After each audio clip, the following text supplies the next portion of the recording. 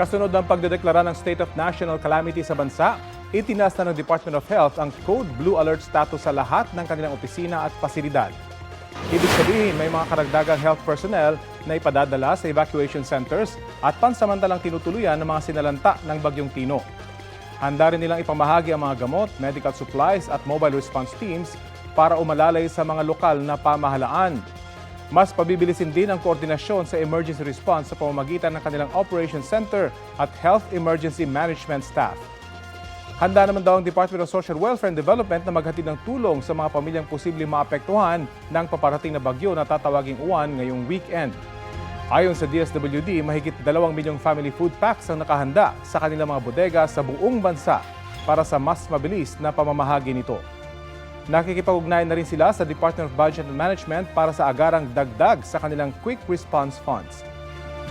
Ang DILG naman hinihikayat na mga lokal na pamahalaan na palikasin ngayong weekend ang mga nakatira sa high-risk areas o mga lugar na mas mataas na banta ang pagbaha at landslide.